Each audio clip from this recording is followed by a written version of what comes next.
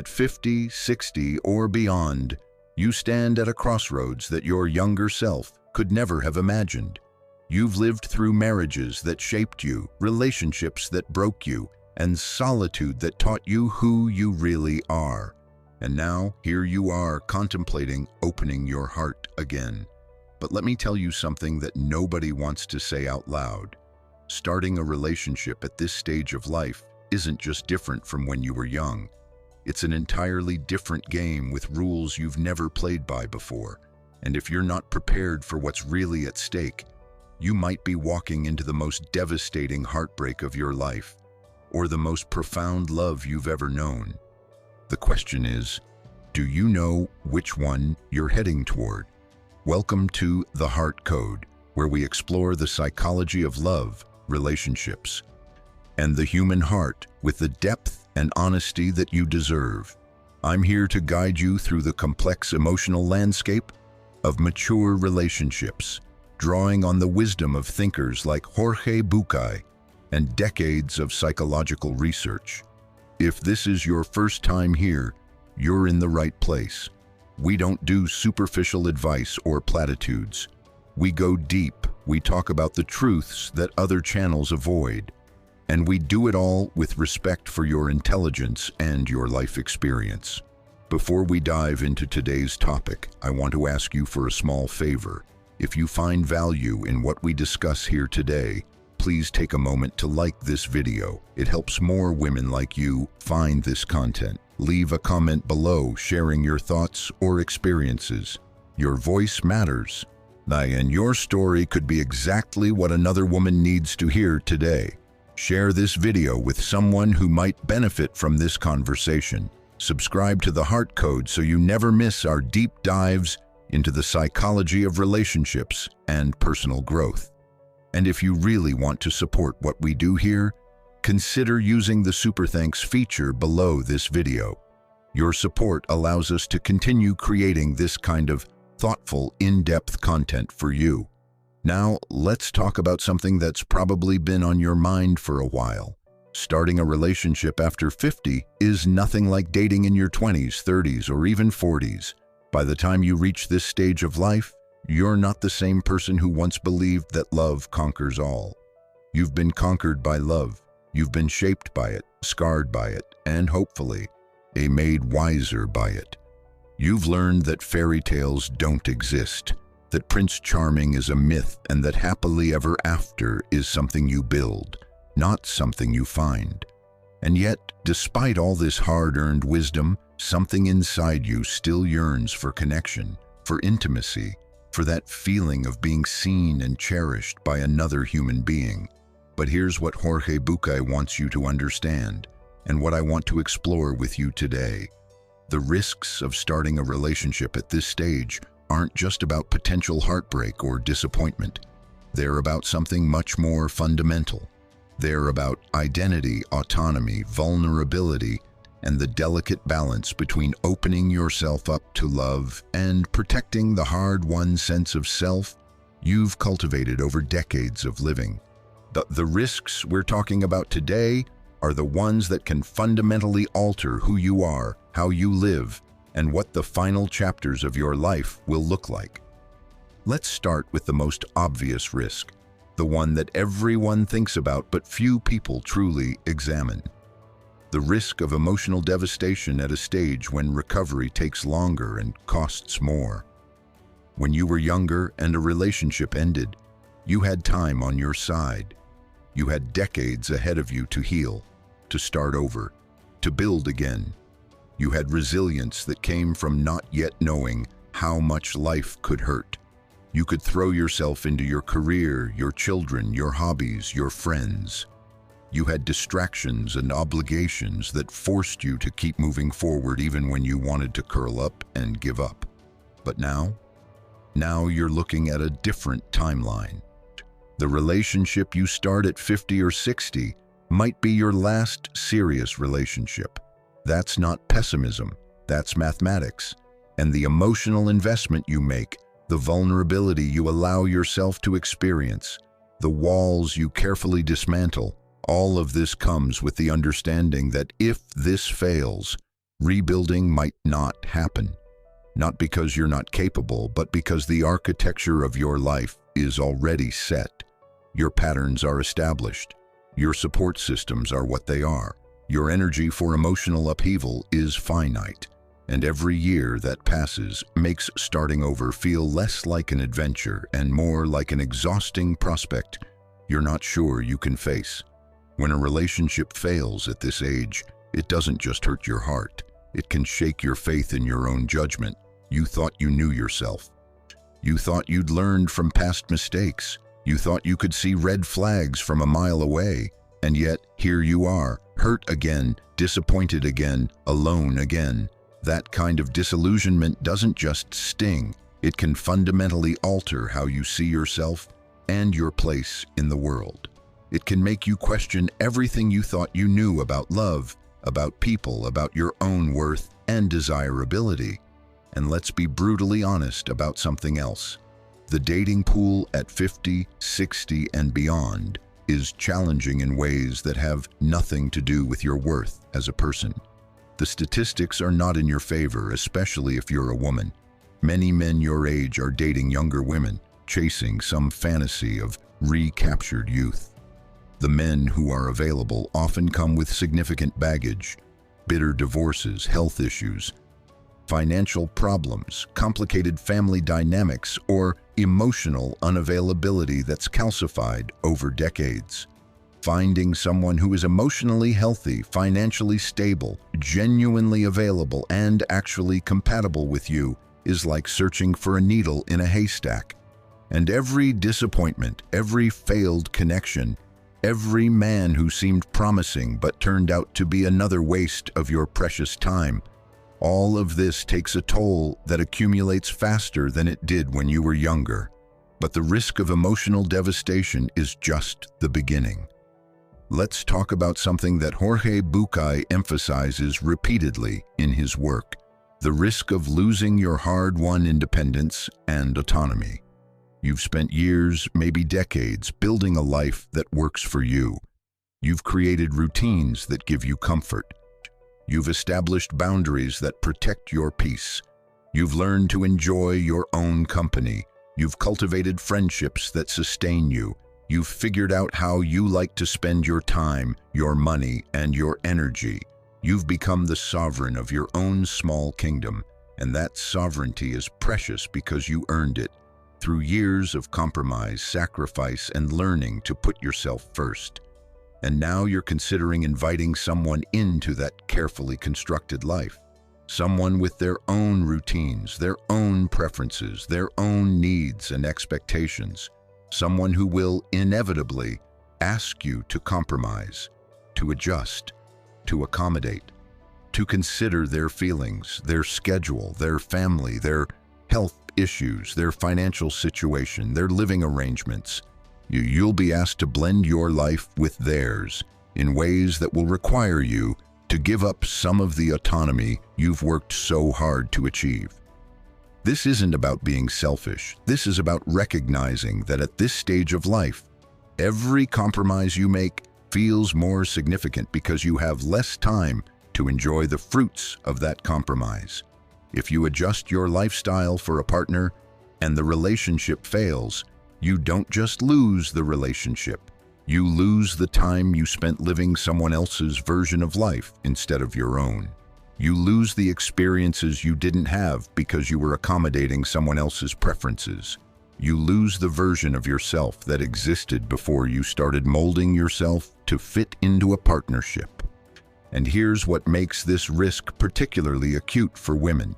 You've likely already spent most of your adult life compromising your autonomy for others, for your husband, for your children, for your parents, for your career, for the expectations placed on you by a society that taught you that being a good woman meant putting everyone else's needs before your own. And maybe, just maybe, in these recent years, you finally started living for yourself. You finally started making decisions based on what you want instead of what everyone else needs from you.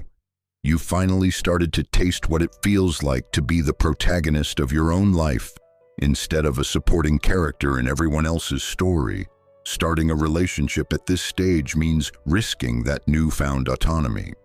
It means potentially slipping back into old patterns of self-sacrifice and accommodation. It means the very real possibility that you'll wake up one day and realize you've spent your last years of vitality living for someone else again, just like you did for the previous decades. And the question you have to ask yourself is the love and companionship worth that risk? Because make no mistake, that risk is real. The pull toward old patterns is strong. The social conditioning runs deep. And many women find themselves, even in new relationships started later in life, falling back into the same dynamics that left them feeling invisible and undervalued in their previous partnerships.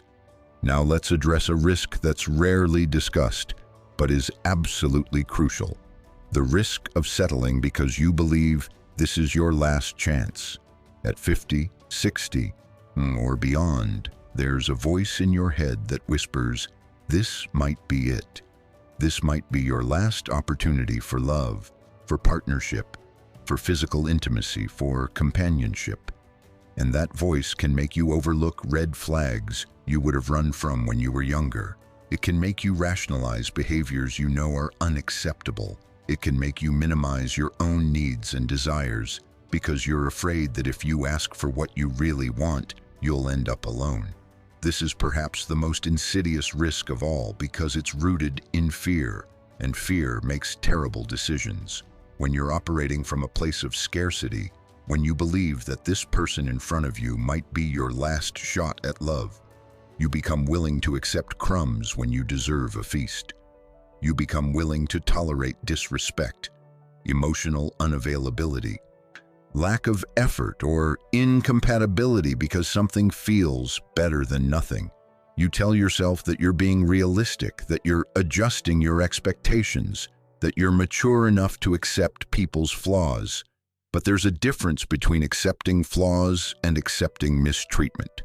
There's a difference between being flexible and being a doormat. There's a difference between compromise and self-abandonment. And Jorge Bucay would tell you that settling at this stage of life is a betrayal of everything you've learned and everything you've become. You didn't survive all those years, all those challenges, all that growth, just to end your days in a relationship that makes you smaller instead of bigger. You didn't develop wisdom and self-knowledge just to ignore them when they tell you that something isn't right. You didn't learn your worth just to forget it when someone shows up offering you less than you deserve.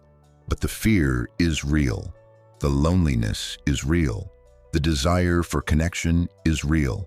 And navigating between honoring those genuine needs and not settling out of fear is one of the most difficult balancing acts you'll ever perform. It requires you to hold two truths simultaneously: that you genuinely want partnership and connection, and that you're absolutely fine on your own. That you're open to love, but not desperate for it. That you're willing to be vulnerable, but not willing to be diminished. And maintaining that balance requires more emotional sophistication and self-awareness than most people possess at any age. Let's talk about another risk that increases with age: the risk of caretaking becoming the dominant feature of your relationship. At 50, 60, and beyond, health issues become increasingly common. You or your potential partner might be dealing with chronic conditions, the aftermath of serious illnesses, mobility issues, or the early stages of cognitive decline.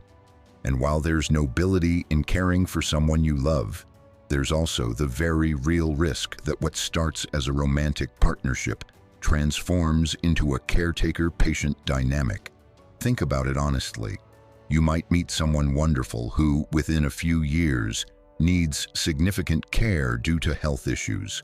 Are you prepared to spend what might be your last healthy years caring for someone else? Again?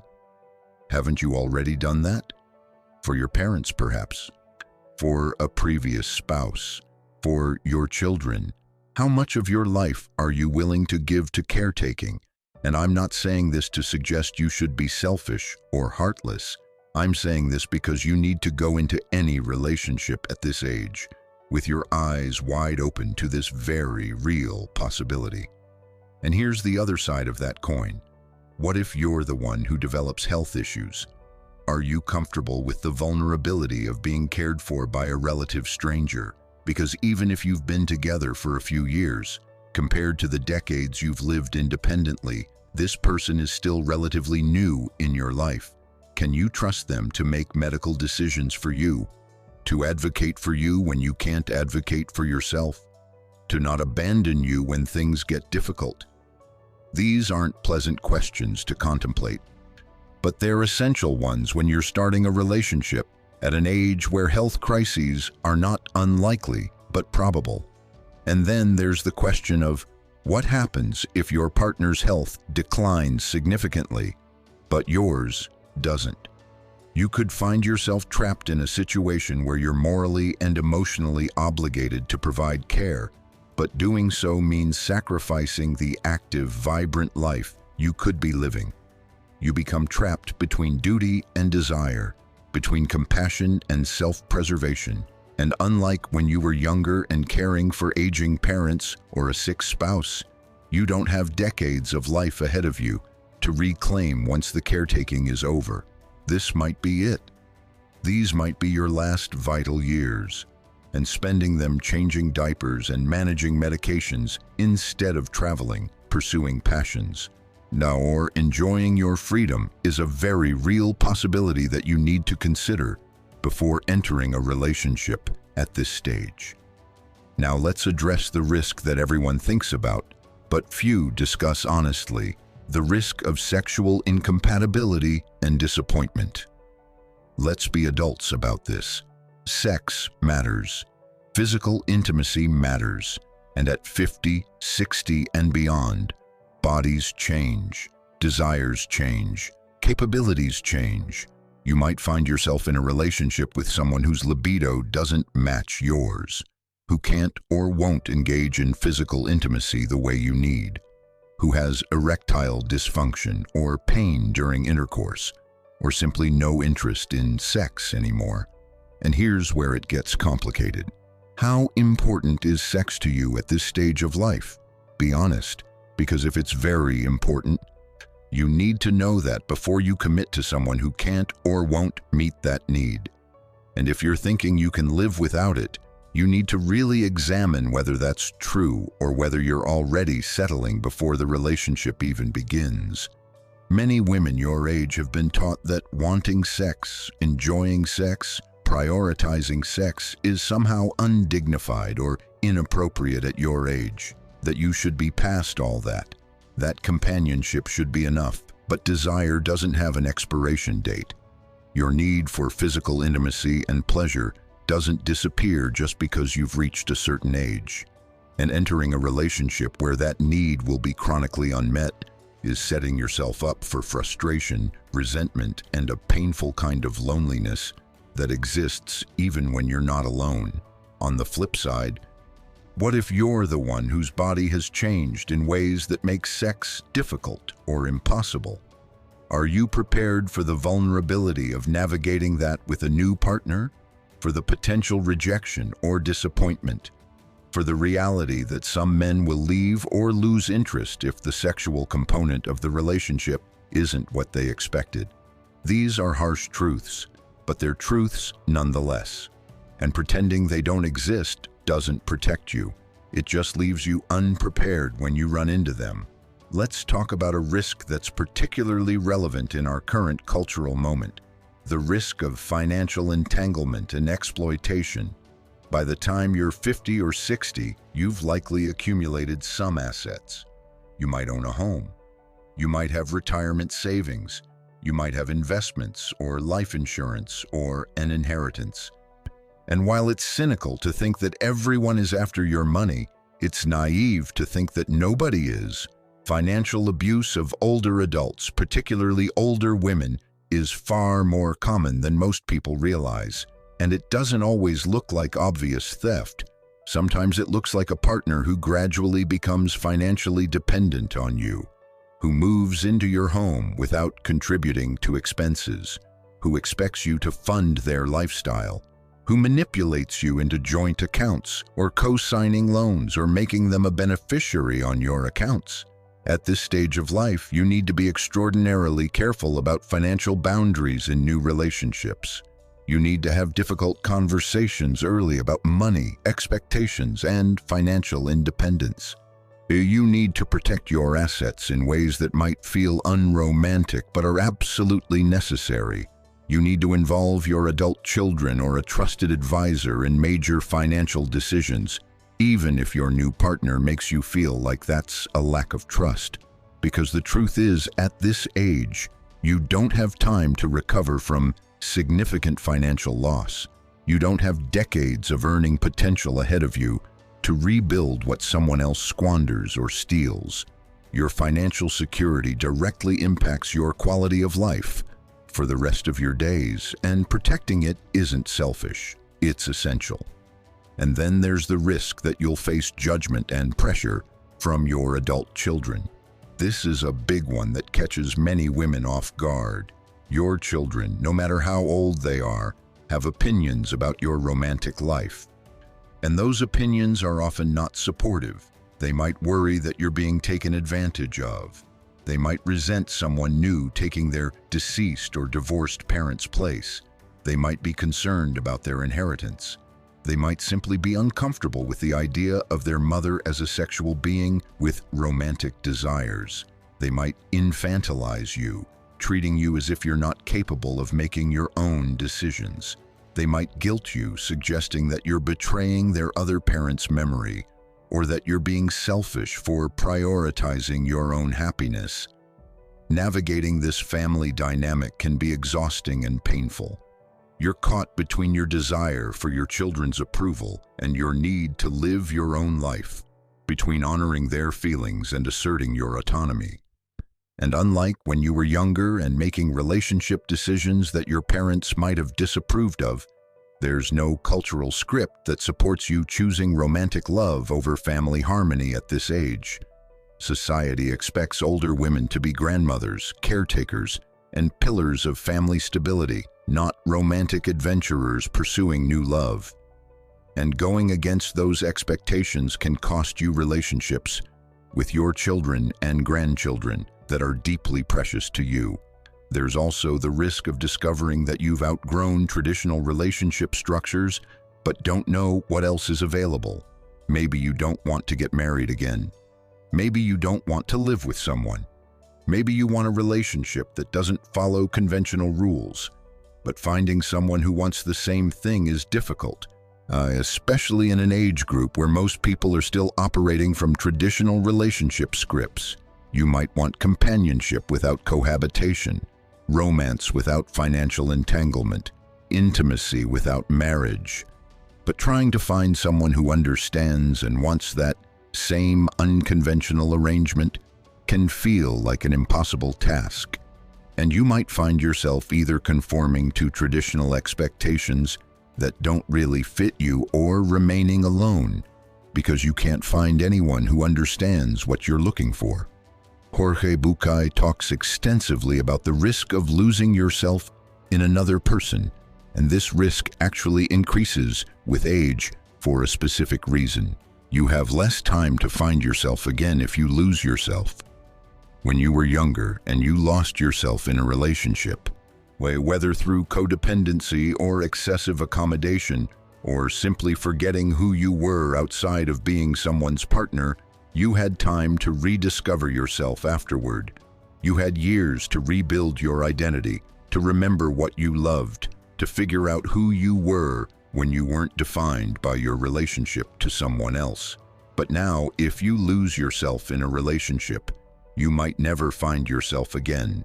If you spend the next 10 or 15 years being who someone else needs you to be instead of who you actually are, those might be the only years you have left. You might reach the end of your life never having fully inhabited your own existence, never having lived as your authentic self, never having prioritized your own dreams and desires. And that's not just sad, it's tragic. It's a profound loss that can't be measured or recovered. This is why self-awareness and self-preservation are so crucial when starting a relationship at this age. You need to know who you are with absolute clarity. You need to know what you won't compromise on. You need to be willing to walk away from even a good relationship if it requires you to be less than who you are. You need to love yourself more than you love the idea of being loved. And that's incredibly difficult because the desire for partnership and connection can be so strong that it overrides every other consideration. Let's talk about the risk of repeating old patterns because you haven't actually done the work of understanding why your previous relationships failed. Well, here's an uncomfortable truth. If you haven't genuinely examined your role in the failures of your past relationships, you're going to recreate those same failures in your next relationship. And at this age, you don't have the luxury of multiple do-overs. This might be your last chance to get it right, which means you need to actually understand what getting it right means for you. Did your previous relationships fail because you chose emotionally unavailable partners? Then you need to understand why you're attracted to emotional unavailability and do the work to change that pattern. Did they fail because you lost yourself in caretaking and people-pleasing? Then you need to develop stronger boundaries and a more solid sense of self. Did they fail because of poor communication, unresolved resentments, or incompatible life goals? Then you need to get better at those things before you drag them into a new relationship. Too many people at this age enter new relationships thinking that a fresh start with a different person will solve everything. But if you haven't changed, if you haven't grown, if you haven't learned from your past, then you're just going to create the same problems with a different face across the table from you. And that's not just a waste of time. It's a waste of the limited time you have left. It's a squandering of an opportunity for genuine connection and growth. The work of self-examination is hard. It requires you to be brutally honest with yourself about your flaws, your mistakes, your contributions to past failures. It requires you to challenge beliefs and behaviors you've held for decades. It requires you to grow and change at an age when growth and change feel much harder than they did when you were younger, but it's absolutely necessary if you want a different outcome this time. Now, let's address a risk that's particularly painful for women: the risk of aging within a new relationship and experiencing the rejection or diminishment that can come with that. When you start a relationship at 50 or 60, you might still feel relatively young, attractive, vibrant, but time marches on, and as you age, as your body changes, as you experience the inevitable decline that comes with advancing years, how will your partner respond? Will they continue to find you attractive? Will they continue to desire you? Will they stay engaged and interested? Or will their eyes start to wander toward younger women? This isn't paranoia. This is based on observable reality. Many men, even those who genuinely love their partners, struggle with their partners aging in ways that women often don't reciprocate. And starting a relationship later in life means that the aging process will be more rapid and more visible than it would have been if you'd been together since youth. You don't have decades of gradual change to ease into. You have relatively few years before significant aging becomes apparent. And the question is, can you trust this person to love you through that process, to not make you feel invisible or undesirable, to not seek validation or excitement elsewhere? And even if your partner is completely faithful and loving, there's the internal struggle of aging while in a relationship, of feeling less attractive, less sexual, less vital while trying to maintain intimacy and connection, of dealing with your own internalized ageism and society's devaluation of older women's bodies and desirability, of managing the grief of losing your younger self, while simultaneously trying to be present in a romantic relationship. This is heavy emotional work, and doing it while also navigating the vulnerabilities and exposures of a relatively new relationship can feel overwhelming. There's also the risk of different life expectancies and the probability that one of you will end up alone anyway, likely sooner rather than later. If you're a woman entering a relationship with a man around your age, statistically, you're likely to outlive him, which means that this relationship, even if it's wonderful and fulfilling, is probably going to end with you alone again, but older, possibly less resilient, and having to grieve a significant loss at an age when grief is harder to bear and recover from. Is it worth it? Is it worth investing emotionally, building a life together, becoming dependent on someone's presence and companionship, only to lose them and end up alone again in your 70s or 80s? Some people would say absolutely yes, that the years of love and connection are worth the eventual pain of loss. Others would say no, that the risk of that kind of grief at that age is too high. And there's no right answer. There's only what's right for you based on your capacity for grief, your support systems, your resilience, and your values about what makes life worth living. But you need to think about this before you commit. You need to consider whether you're prepared for that loss, whether you have the emotional resources to survive it, whether you have people in your life who will support you through it, whether you're willing to potentially spend your final years alone anyway, but with the added burden of grief for someone you deeply loved and lost. Let's talk about the risk of incompatible visions for how to spend your remaining years. At this stage of life, people have strong ideas about what they want to do with their time. You might want to travel extensively. Your partner might want to stay close to home. You might want to downsize and simplify. Your partner might be attached to their large home and possessions. You might want to relocate to be near grandchildren. Your partner might have deep roots in their current location. You might want a quiet, contemplative life focused on inner development. Your partner might want constant social engagement and activity. These aren't small differences that can be easily compromised on. These are fundamental visions for how you want to live out your days. And at this age, you don't have decades to figure it out gradually. You need to know relatively quickly whether your visions are compatible, and if they're not, whether one of you is willing to significantly adjust your dreams to accommodate the others. And that adjustment carries real weight because you're not adjusting for a future that's decades away. You're adjusting for the immediate present, which means you're giving up what you want right now, not at some vague point in the future. This is where the question of compromise becomes most acute. How much of your vision for your remaining years are you willing to sacrifice for partnership? If your dream is to sell everything and travel the world, but your partner wants to stay put and be close to their children and grandchildren, what do you do? If your vision is finally having space and solitude after a lifetime of noise and people, but your partner wants constant togetherness and activity, how do you reconcile that? These are not theoretical questions. These are real, concrete dilemmas that will determine the quality and character of your remaining years. There's also a significant risk around family blending and the complications of adult children, ex-spouses, and complex family systems. When you start a relationship at this age, you're not just connecting with one person.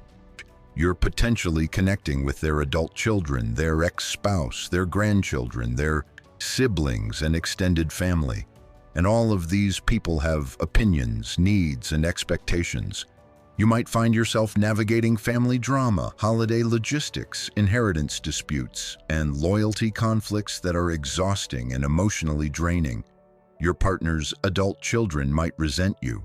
They might see you as trying to replace their deceased or divorced parent. They might worry about their inheritance being redirected to you. They might simply not like you and make no effort to hide it.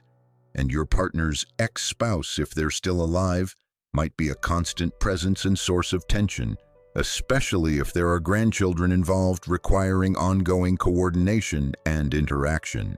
Managing all of this while trying to build a new romantic relationship is incredibly challenging. It requires diplomacy, patience, thick skin, and a willingness to accept that you might never be fully welcomed or accepted by your partner's family system. And the question is the relationship worth that level of complication and potential rejection? Are you willing to deal with family gatherings where you feel like an outsider, holidays that are navigated like diplomatic negotiations, adult children who make their disapproval known in subtle and not so subtle ways? And then there's your own family to consider. How do your adult children feel about this new relationship? Are they supportive, neutral, actively opposed? How will you manage family occasions and holidays when you have a new partner, but children who might not be ready to accept them? These practical realities can cast a shadow over even the most loving relationship, creating ongoing stress and forcing you to constantly choose between your partner's comfort and your family's expectations. Jorge Bucay emphasizes the risk of entering a relationship to escape loneliness rather than to enhance an already fulfilling life. This is crucial to understand. If you're running toward a relationship because you can't bear to be alone, you're starting from a place of desperation and need rather than wholeness and choice. And relationships built on need rather than genuine compatibility and mutual enhancement rarely end well. At this age, do you need to be complete on your own before you can successfully partner with someone else? You need to have built a life that you genuinely enjoy, that fulfills you, that gives you purpose and pleasure. You need to have friendships that sustain you, activities that engage you, and a relationship with yourself that brings you peace. And then, from that place of wholeness, you can choose to share your life with someone who adds to it rather than fills a void within it. If you can't be happy alone, you won't be happy with someone else. You'll just be temporarily distracted from your unhappiness. And when that distraction fades, when the initial excitement of new love settles into daily routine, you'll find yourself right back where you started, unhappy, but now with the added complication of another person to manage and consider. You'll have traded solitary unhappiness for coupled unhappiness, and that's not an improvement. It's just a different form of suffering. This is why doing the work on yourself before entering a relationship is so important. Therapy, self-reflection, building a meaningful life, developing genuine self-acceptance and self-love. These aren't optional extras. They're prerequisites for a healthy relationship at any age, but especially at this age when you don't have time to waste on relationships that are fundamentally flawed from the start. Let's address the risk of idealization and unrealistic expectations. After years of being single or years in an unfulfilling relationship, it's easy to build up fantasies about what a new relationship will be like. You imagine constant companionship, passionate romance, deep understanding, and effortless compatibility. You project onto potential partners qualities they might not possess. You convince yourself that this person will finally give you everything you've been missing. But real relationships are messy, complicated, and full of mundane realities. Real partners have annoying habits, bad moods, health problems, and emotional baggage. They won't perfectly understand you. They won't meet all your needs. They won't transform your life into a romantic comedy. And if you're holding on to idealized expectations, you're setting yourself up for disappointment that can poison even a potentially good relationship. At this age, you need radical realism. You need to see potential partners clearly, without the rose-colored glasses that new attraction provides. You need to observe how they treat waiters, how they handle stress, how they talk about their ex-partners, how they manage money, how they relate to their children. You need to pay attention to the small things that reveal character. Do they do what they say they're going to do? Do they take responsibility for their mistakes? Do they speak respectfully about others? Do they have genuine self-awareness and capacity for growth? And you need to be willing to walk away when reality doesn't match your requirements. Not your idealized fantasies, but your legitimate requirements for a healthy, mutually respectful, genuinely compatible partnership. You need to be ruthlessly honest about whether this person actually enhances your life or just provides a distraction from loneliness. There's also the profound risk of losing your social network and support system when you enter a new relationship. Especially at this age, there's pressure to spend most of your time with your partner. Social activities become couple-oriented. Your individual friendships might fade as you prioritize the relationship. And if the relationship ends, you might find yourself isolated, having neglected the friendships and social connections that once sustained you. Women's friendships are often the backbone of their emotional support and life satisfaction. Your female friends understand you in ways that even the most loving partner cannot. They share your life experience. They don't judge you. They're there for you unconditionally. And sacrificing those connections for a romantic relationship is a huge risk, especially given that romantic relationships at this age have a higher likelihood of ending due to health issues, incompatibility, or death. You need to maintain your independent social life even within a relationship. You need to continue nurturing your friendships. You need to have activities and connections that belong to you alone. This isn't about hiding things from your partner or maintaining separation out of lack of trust. It's about preserving the support network that you'll need if the relationship ends, and more importantly, about maintaining your own identity and sources of fulfillment outside of the relationship. Let's talk about the risk of sacrificing personal growth and development for relationship stability. At this stage of life, you might be in a period of profound personal transformation.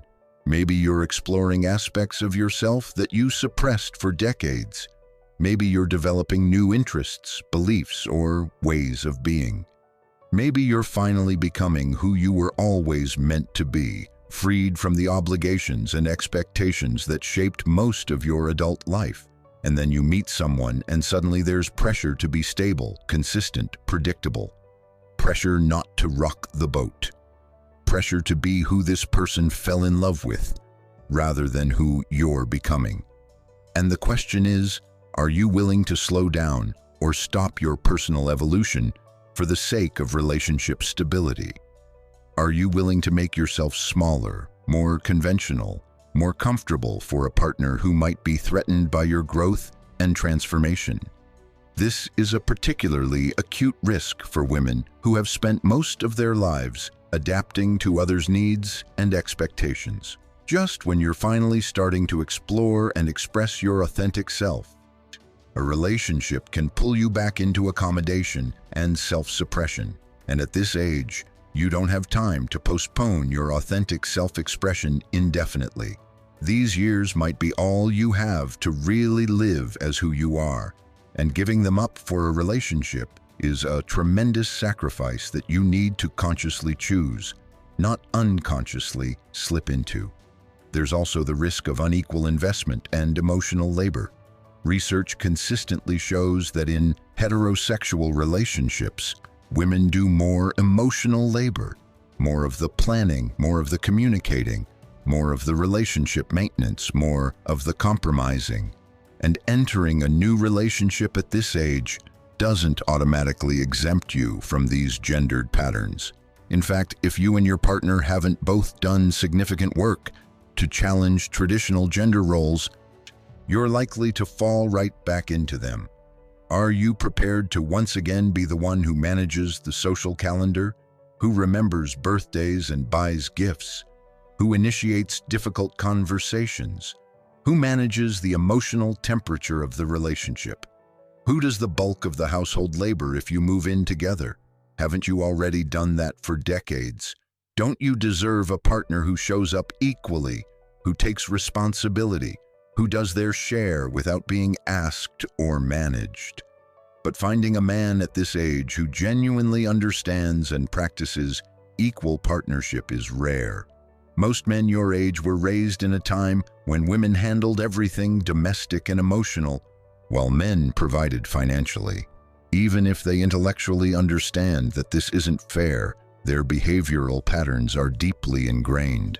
And changing those patterns requires conscious effort and willingness on their part, which many simply don't have. So you have to decide, are you willing to enter another relationship where you do more of the emotional and domestic labor, where you're the relationship manager, where you carry more of the mental load? Or is that a deal breaker for you at this stage of life? And if it's a deal breaker, you need to be prepared for the reality that it might significantly narrow your pool of potential partners, possibly to the point of remaining single. Jorge Bucay talks about the risk of losing the opportunity for solitude and contemplation. At this stage of life, many people discover a deep need for quiet, for reflection, for spiritual development, for simply being rather than constantly doing. After decades of noise and activity and demands, there's a profound hunger for peace and stillness.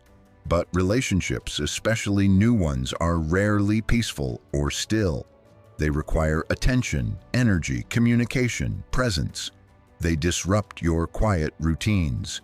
They introduce another person's needs and rhythms into your carefully constructed solitude. And while some people thrive on that kind of engagement, others find it exhausting and soul-depleting. If you're someone who has discovered that you need significant time alone to feel centered and whole, you need to seriously consider whether you're willing to sacrifice that for partnership.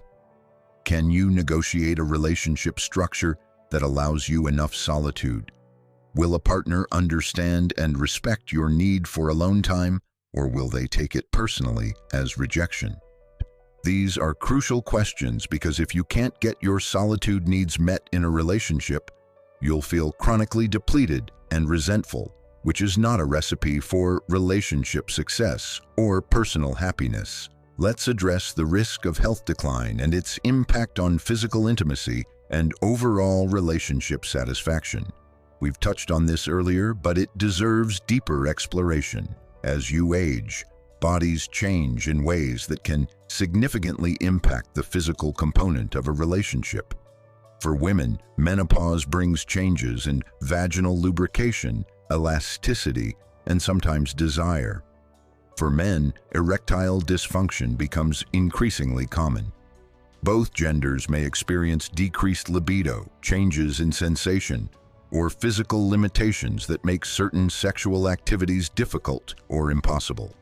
If you enter a relationship with unrealistic expectations about physical intimacy remaining constant or vibrant, you're setting yourself up for disappointment. The question is, can you and your partner adapt? Can you find new ways of being physically intimate that work for aging bodies? Can you communicate openly about what's changing and what you need? Can you maintain emotional and physical closeness, even as the sexual component shifts or diminishes? And what happens if there's a significant mismatch in physical ability or desire? What if one of you still has a robust libido and the other has lost interest entirely? What if one of you is physically capable while the other isn't? These situations require tremendous empathy, communication, and creativity to navigate without breeding resentment or disconnection. There's also the risk of discovering that you and your partner have fundamentally different values or life philosophies that only become apparent over time. In the early stages of a relationship, when everything is new and exciting, it's easy to overlook differences in core values. But as the relationship deepens and you face real decisions together, those differences can become sources of significant conflict. Maybe you discover that you have very different attitudes toward money. One of you is a saver and the other a spender. Maybe you have different political beliefs that seemed manageable at first, but become divisive when current events make them salient. Maybe you have different attitudes toward family involvement, social obligations, or life priorities. Maybe one of you is deeply spiritual or religious while the other is secular. And this difference creates tension around how to spend time, who to spend it with, and what gives life meaning. At this age, you're both pretty set in your ways. Your values and beliefs have been developing and solidifying for decades. Neither of you is likely to change significantly. So if there are fundamental incompatibilities, you need to decide whether you can genuinely accept and live with them, or whether they're deal breakers that will eventually tear the relationship apart. And here's the thing, at this stage of life, you don't have time for a long, drawn-out process of discovering whether you're compatible. You need to ask the hard questions early. You need to have deep conversations about values, money, family, life goals, spirituality, politics, all the things that polite society tells you not to discuss on early dates. But because you don't have the luxury of wasting years in a relationship only to discover fundamental incompatibilities that should have been addressed from the beginning. Let's talk about the risk of becoming financially dependent on a partner, or having them become dependent on you, and the power imbalances this creates.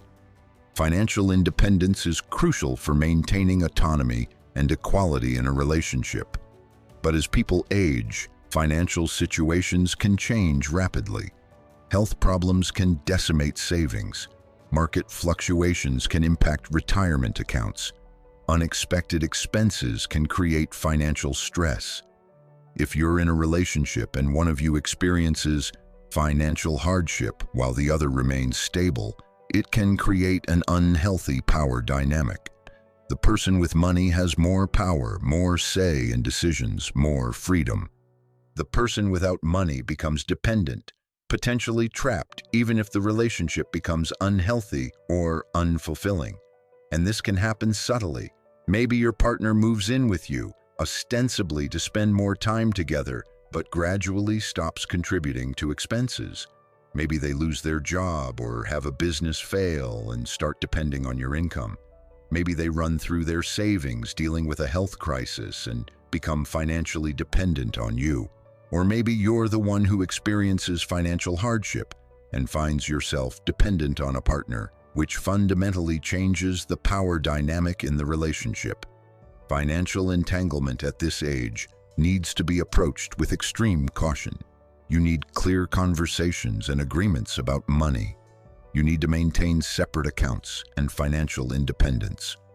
You need to be willing to enforce boundaries even when it feels unromantic or distrustful, because financial abuse and exploitation of older adults is a real and growing problem, and protecting yourself isn't paranoia, it's prudence. Now let's address perhaps the most existential risk of all. The risk of spending your final years living someone else's version of life instead of your own. This is the meta risk that encompasses all the others. At 50, 60, or beyond, you're looking at a finite number of years remaining. 10, 20, 30 if you're very lucky. And every choice you make about how to spend those years matters enormously, because you won't get a second chance. If you enter a relationship that requires you to live in a place you don't want to be, doing things you don't want to do, being someone you don't want to be, accommodating needs and preferences that don't align with your own, you're spending your final precious years living someone else's life. And at the end, when you look back, you won't have the satisfaction of knowing you lived authentically. You'll have the regret of knowing you gave up who you were for a relationship that, however loving it might have been, cost you too much. This is why the question isn't just, is this person good, or do we love each other? The question is, does this relationship allow me to live the fullest, most authentic expression of who I am? Does it enhance my life in ways that justify what I'm giving up for it? Will I look back on these years with satisfaction, knowing I made choices that honored my deepest values and truest self? And if the answer to any of those questions is no, then you need to have the courage to walk away, even if you love this person, even if they love you, even if everyone thinks you're crazy for giving up a perfectly good relationship. Because at this age, good enough isn't good enough. You don't have time to settle.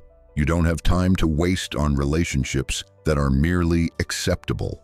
You need exceptional, or you need to embrace being alone with joy, rather than settling with resentment. Jorge Bucay reminds us that the greatest risk of all might be playing it safe. The risk of not taking the risk of staying safely alone because you're too afraid of being hurt, too protective of your autonomy, too convinced that it's not worth it. Because while there are very real risks in starting a relationship at this age, there are also risks in not taking that chance. The risk of dying wondering what might have been. The risk of living your final years in safe but lonely solitude when you could have experienced deep connection and love. The risk of protecting your heart so well that it never gets broken, but also never gets truly opened. There's no easy answer here, no formula that tells you whether the risks of partnership outweigh the risks of solitude. No guarantee that choosing one path over the other will lead to happiness and fulfillment. All you have is your own wisdom, your self-knowledge, your values, and your willingness to be honest with yourself about what you truly need and want. What you need to understand is that at this age, every choice is consequential. Choosing to enter a relationship is consequential. Choosing to stay single is consequential. Choosing to compromise is consequential. Choosing to hold firm to your boundaries is consequential. There are no inconsequential decisions at this stage of life because time is the one resource you can't replenish. So if you're going to take the risk of starting a relationship, do it with your eyes wide open. Know what you're risking. Know what you're hoping to gain. Know what you're willing to sacrifice and what you absolutely won't compromise on. Have the hard conversations early. Pay attention to red flags. Trust your instincts. Protect your assets. Maintain your independence. Keep your social network strong. Continue your personal growth. Don't lose yourself in another person. Don't settle out of fear or loneliness. Don't ignore incompatibilities hoping they'll magically resolve. Don't give up your dreams for someone else's comfort. And if you're going to choose solitude, choose it actively and joyfully rather than passively and resentfully. Build a life that fulfills you. Cultivate deep friendships. Pursue your passions. Develop your spiritual life. Create meaning and purpose that doesn't depend on romantic partnership. Make peace with being alone so that it's a choice you're proud of rather than a fate you're resigned to. The most important thing is that you make a conscious choice based on deep self-knowledge and honest assessment of what will truly serve your highest good. Don't let fear make your decisions for you, whether it's fear of being alone or fear of being hurt. Don't let other people's expectations or judgments determine your path. Don't let cultural scripts about what older women should or shouldn't do dictate your choices. You've lived too long, learned too much, and overcome too many challenges to let anything other than your own authentic wisdom guide you now. You've earned the right to live exactly as you choose, to pursue exactly what you want, to be exactly who you are without apology or justification. Starting a relationship at 50, 60, or beyond is risky, but so is every other significant choice in life. The question isn't whether there's risk. The question is whether the potential rewards justify the risks. For you specifically, given who you are, what you value, what you need, and what you want for your remaining years on this earth. Only you can answer that question. Only you can weigh your need for connection against your need for autonomy. Only you can assess whether you're willing to be vulnerable again.